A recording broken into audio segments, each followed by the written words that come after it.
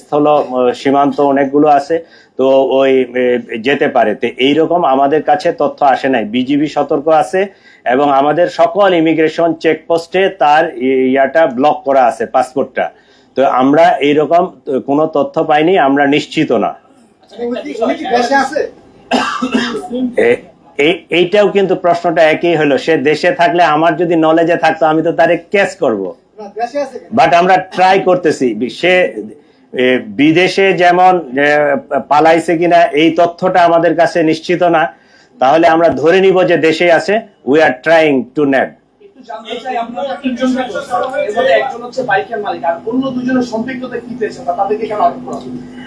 এদেরকে আটক করা হলো আমাদের কাছে যেটুকু তথ্য, যে এরা ওই অপথে বলতে ইমিগ্রেশন চ্যানেলের না, ইমিগ্রেশন চ্যানেলের বাহিরে চোরাই পথে মানব পাচার করে থাকে, সীমান্ত পারাপার করে থাকে।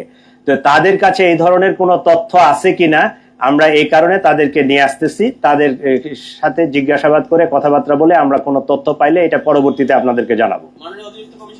এই ঘটনার আগে পরে অর্থাৎ একই বা জনসংযোগের সময় যারা ছিল, ঘটনা যারা ঘটাইছে, তাদের প্রত্যেকেরই ব্যাকগ্রাউন্ড হচ্ছে পতিত আওয়ামী লীগ সরকারের যুবলীগ, ছাত্রলীগ বা অঙ্গ সংগঠনের নেতা কর্মী তারা। এবং তারা যদি নির্দিষ্ট হয় যে মোহাম্মদপুর বা আদাবর এলাকায় তারা সক্রিয়, এবং তাদের ওখানে অনেক ধরনের অপকর্ম আছে। তো আপনারা আসলে টোটালি এই বিষয়টা নিয়ে আবারও নতুন করে চিন্তা করবেন কিনা যে নির্বাচনী কালীন সময়ে আওয়ামী লীগ বা এই যুবলীগ সব অঙ্গ সংগঠনের নেতাকর্মীরা যারা এখন আবার জামিনে বের হয়ে আসছে, তারা বড় ধরনের কোনো ঘটনা আরো ঘটাতে পারে কিনা, এই ক্ষেত্রে আপনারা সতর্ক হবেন কিনা? আচ্ছা, আপনারা জানেন যে এই গভর্নমেন্ট একটা অপারেশন করছিল, অপারেশন ডেভিল হান্ট। আমরা পার্টিকুলার কোনো দলের কথা না বলে আমরা যারা মিসক্রিয়েন্ট, যারা দুষ্কৃতিকারী, তাদের অ্যারেস্টের ব্যাপারে এর আগে একটা অপারেশন চলছিল। এর মধ্যে অনেকেই এখনো জামিনে বাইর হয়ে গেছে, অনেকেই যারা বিদেশে পলাতক ছিল তারা দেশে চলে আসছে, অনেকে একটা নির্বাচনী ইমেজ আসছে, সবাই আসছে। তো এইটার জন্য আমাদের গতকাল থেকে অপারেশন ডেভিল হান্ট 2 এইটা একটা অপারেশন গতকাল থেকে চালু হয়েছে। ঠিক আছে, এইটা আমরা এই অপারেশনটা শুধু ঢাকা না, পুরা বাংলাদেশে এই অপারেশনটা জোরদার করা হচ্ছে। যারা মিসক্রিয়েন্ট, যারা দুষ্কৃতিকারী, যারা খারাপ কিছু করতে পারে বা নির্বাচনের সময় কেওয়াস সৃষ্টি করতে পারে, এরকম লোকজনকে আমরা আবার আইনের আওতায় আনার জন্য জোর প্রচেষ্টা, এবং বাংলাদেশ গভর্নমেন্টের পক্ষ থেকে অপারেশন কালকে থেকে লঞ্চ করা হয়েছে, গতকালকে থেকে। একটু জানতে চাই যে এই ঘটনায় আরো এই গোয়েন্দা নজরদারি, আপনাদের তো গোয়েন্দা নজরদারি রয়েছে, বারবার এমন ঘটনা ঘটছে, পাশাপাশি যারা প্রার্থী রয়েছেন তারাও সংখ্যা প্রকাশ করছেন, রাজনৈতিক দলগুলো সংখ্যা প্রকাশ করছে, এরকম মামলা আরো হতে পারে। তাদের নিরাপত্তা বিষয়ে আপনারা কি করছেন এবং এই সমস্ত তথ্য আপনাদের কাছে আছে কি? আমাদের পক্ষ থেকে আমরা সর্বোচ্চ চেষ্টা করতেছি আপনাদেরকে নিরাপদ রাখতে, কিন্তু আপনাদেরও একটা নাগরিক দায়িত্ব আছে সকলেরই। আপনার বাড়ির আশেপাশে, আপনার এলাকায় কোনো যদি মিসক্রিয়েন্ট থাকে, কোনো সন্ত্রাসী থাকে, কোনো অস্ত্রধারী থাকে, কোনো মাদক ব্যবসায়ী থাকে, কোনো চোরা কারবারি থাকে, তো একজন সচেতন নাগরিক হিসাবে আপনারও এটা দায়িত্ব পুলিশকে জানানো, পুলিশকে ইনফর্ম করা। আমি আশা করি আপনাদের মাধ্যমে ঢাকাবাসী, পুরা দেশবাসীকে রিকোয়েস্ট করতেছি, বাংলাদেশ গভর্নমেন্টের পক্ষ থেকে তো একটা পুরস্কার ঘোষণা করা হয়েছেই এদেরকে ধরার বিষয়ে, এর বাহিরেও কোনো অস্ত্রধারী বা এরকম কোনো মিসক্রিয়েন্ট লোক যদি থাকে আপনারা আমাদেরকে তথ্য দিবেন, আপনাদের পরিচয় সম্পূর্ণরূপে গোপন রাখা হবে। আমরা এদেরকে ধরতে চাই, এদেরকে আইনের আওতায় আনতে চাই, আপনাদের সহযোগিতা কামনা করি। যারা সম্ভাব্য প্রার্থী যারা আছেন তারা এর মধ্যে অনেকেই কিন্তু নিরাপত্তার কথা বলেছেন যে তারা আতঙ্কিত। আপনারা এর মধ্যে তাদের নিরাপত্তার বিষয়টি আপনারাও আলোচনা করছেন, কিভাবে তাদের নিরাপত্তা নিশ্চিত করবেন, এরকম কোনো প্ল্যানিং আছে কিনা? আমাদের প্ল্যান আছে।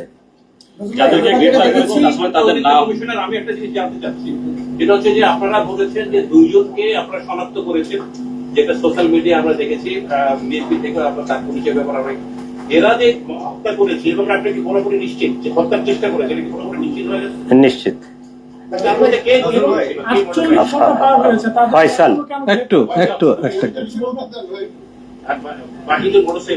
একজন মোটরসাইকেল চালাচ্ছে। আমরা একটা লাস্ট একটা প্রশ্ন নেব, দেখি লাস্ট প্রশ্ন, লাস্ট একটা প্রশ্ন।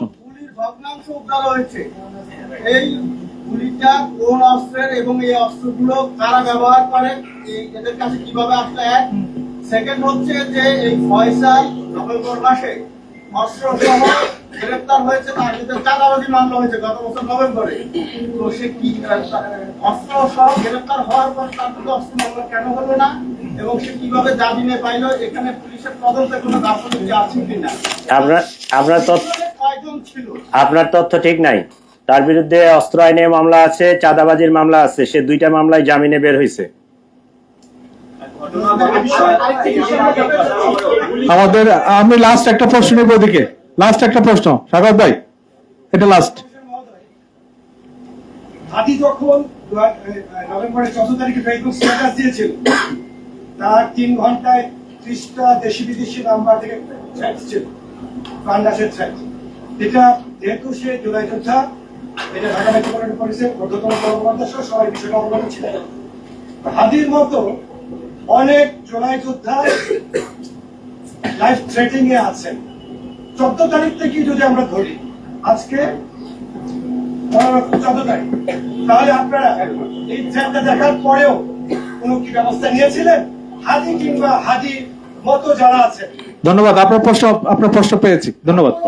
যদি নিয়ে থাকেন তাহলে বলবেন, আর যদি না নিয়ে থাকেন তাও বলবেন। ধন্যবাদ। পরবর্তীতে অন্যরা যারা গান পয়েন্টে আছেন তাদের সিকিউরিটি এনশিওর করার জন্য আপনারা কি ইনিশিয়েটিভ নিয়েছেন?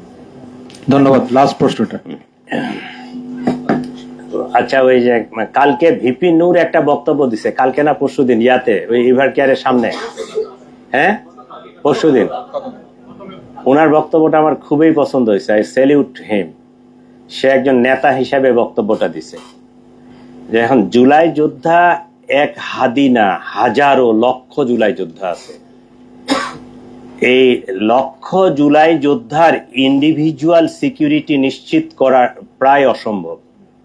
তবে সার্বিক সিচুয়েশনটাকে আমার সিকিউর করতে হবে, রাষ্ট্রকে সিকিউর করতে হবে, রাজধানীকে সিকিউর করতে হবে। আমরা এটা কাজ করতেছি, এবং যাদের এইরকম যারা হাই প্রোফাইল, যাদের স্পেসিফিক এই ধরনের সিকিউরিটি থ্রেট আছে, তাদেরটা নিয়ে আমরা অ্যানালাইসিস করতেছি। তাদেরকে আমরা খুব কাছাকাছি তাদের সাথে কোনো সিকিউরিটি অ্যারেঞ্জমেন্ট করা যায় কিনা, এটা অলরেডি আমরা প্রক্রিয়া চলতেছে। যাদেরকে আমরা ওইরকম খুব হাই থ্রেট মনে করতেছি তাদেরকে আমরা পার্সোনাল সিকিউরিটি দিব, আর ইন্ডিভিজুয়ালি এইভাবে সিকিউরিটি দেওয়া যাবে না। এটা ওভারঅল সিকিউরিটির সিস্টেমটাকে ডেভেলপ করে আমরা এই সিকিউরিটিটাকে আরো ইনহ্যান্স করার চেষ্টা করতেছি। সকলকে ধন্যবাদ। ধন্যবাদ। আমাদের আপনারা ভালো থাকেন। এখানে প্রশ্ন হয়েছে আপনাদের